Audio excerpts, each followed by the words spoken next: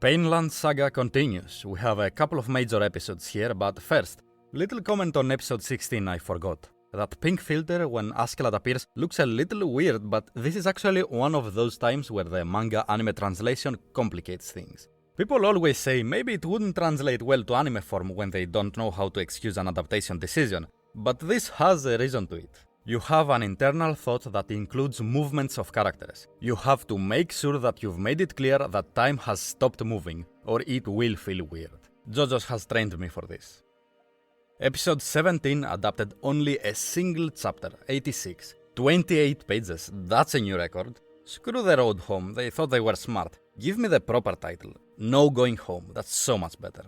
And this is one of the all-time great chapters. So many characters are relevant and have great moments in this climax. The fight was really good, great animation, extended of course. It's much shorter and I'd say more one-sided in the manga. And Thorfinn doesn't trip on a rock at the end. Something you might have missed, Snake blocked Thorfinn's first kick with his hand, see? So Thorfinn chose violence, but it still didn't work. Snake doesn't need to beat him, he just needs Gardar. That reminds me of Thor's acknowledging that outside the duel, he can't actually protect Leif and Thorfinn even if he can't take 50 men on his own. People always harp on how Thorfinn should fight to protect people, but that's not as viable as story tropes make it look. And a lot of people will also immediately start thinking, what if he had his daggers with him? That would have worked. You don't know that for sure. And what's gonna happen when he fights someone stronger than Snake? What's gonna happen when he has to protect people against multiple opponents? It never ends. You won't be able to solve everything with brute force. There's other characters already stuck in that. In episode 18, he talks about breaking the oath and about what the first resort that comes before violence is and how to reach it. Maybe there wasn't one. Maybe it was too late at that point, like Einar said. But the important thing is, not with that attitude. Thorfinn doesn't let himself make excuses. Choice placement for nobody deserves to be hurt, by the way. My men are idiot, scum, and common villain soul. But are you saying I shouldn't care if they die? Does this Gardar truly have a right to live? More than my 5 men. What's the difference in their worth? He will atone for those lives with his own fair and equal. What does Thorfinn think about that? Does he deserve to die? Is death the only real atonement? Snake, meaning Norse society and justice, seem to think so. What value does Thorfinn's life have? This is like one of the biggest Thorfinn moments in the season, even if it's dominated by farmland characters. Spherical comes crawling out, and how does he try to stop Snake? Wealth, money. Ooh, that's rough. Snake cared. I don't have pride, I don't have honor, I don't work for my food. This is justice. This is how the world functions to keep order. For Snake, this is an act of righteousness, more than hatred or wealth. The Gardar stabbing and the choking out looked pretty cool. They stayed really close to the manga panels. Arnheid is kinda done at this point. She's not the least bit vengeful about Snake, she's above that, and she saves him. She just wants for a couple of minutes to immerse herself in that convenient dream. Her and Gardar free, and giving him that final piece. The massively extended Gardar stuff I view mostly as padding. For what it was well done, and it looked good. But it definitely was way too long. I really don't think we needed Gardar getting pissed on. There were a lot of obviously unnecessary things. And they oversell Gardar's death. It makes it seem like it's supposed to be a much bigger thing. Whereas in the manga, it's a much shorter moment that only has a few really impactful lines in it. It's a lot like how Bjorn's death feels. Gardar's declaration that he won't let Hjalti become a Viking shows us and Arnheid that inner reflection that the anime visualized and spelled out more. But it's all too late. It doesn't really matter anymore. He won't have a chance to fix anything. They tried, by fighting, by enduring, but neither worked in the end. Mistakes led to more mistakes, and they only got punished harder. Episode 18 adapted chapters 86 and 89, and 2 pages of 90. Wow, it feels refreshing going at this speed, even if it's only 56 pages. This episode started a bit rough production-wise, especially after a Kobayashi episode, but when it moved to important scenes, it got its groove back. For the anime standards at least. The big scene as usual was done a fair bit better in the manga. I always liked the lead up to the Arnheid Kettle scene because it doesn't try to hide anything, so much so that you might not be 100% sure that he will actually be harsh with her. And when he walks in as Wild Dog, yes, this guy's name is Wild Dog, is about to assault her, for a second he is framed as the savior here. But as always with Kettle, what things can look like aren't what they really are. I should never ever make reaction videos for this stuff cause I'm gonna look like a psycho. Listen, I've read these parts a lot. If I don't make a point of it to immerse myself in the story, I'm pretty desensitized. When the Arnheid beating comes up, I'm just really giddy and excited about what the story is doing. Not what Ketil is doing, what the story is trying to portray. Cause it's awesome. Ketil was being sad about those kids, so what? Some people say that that was a mask and that this is his true self.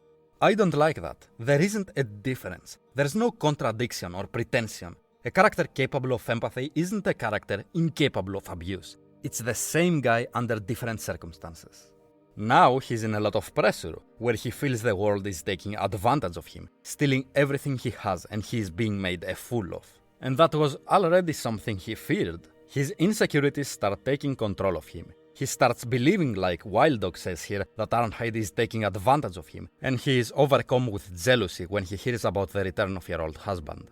Strong emotions can make people switch like that, and Ketil has no principles, only emotions.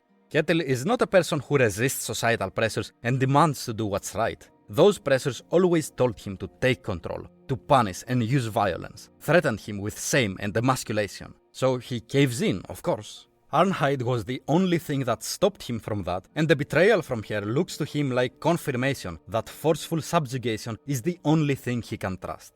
Which is obviously hypocritical. Their relationship was founded on that subjugation. What do you mean trust? There can never be any trust in a relationship like this. The other person has no choice. Trust needs risk. It requires you being vulnerable, which Ketil was never prepared to be. Ketil can only blame himself, like the Canute situation. He amassed wealth to protect himself from war, but wealth is what brought it to him. A man slave to gold holds a whip and beats the slave he bought with that gold as if to claim he is the master. What he's doing is no different from the farmhands, now that there is a greater power threatening him. A petty act of violence to make him feel powerful and in control, and ready for Canute. Everyone can look nice on a surface level when everything's going well for them, and you can't really say Ketil was a good person even back in episode 7. But Ketil is a result of the system. This was the logical next step for his character progression.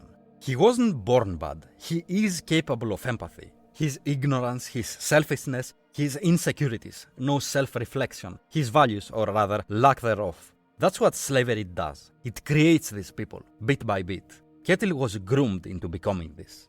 And yes, Ketil is a rapist, by the way, let's make that clear. Do you think Arnheid had a choice back in episode 7 just because there wasn't any overt violence? She cannot refuse that, she's a slave. Plus, Arnheid is pretty much forced to carry his child if she wants to not live a terrible life. We've been explicitly told multiple times now how Arnheid wants to be free, but can never gain her freedom because Ketil won't let her go.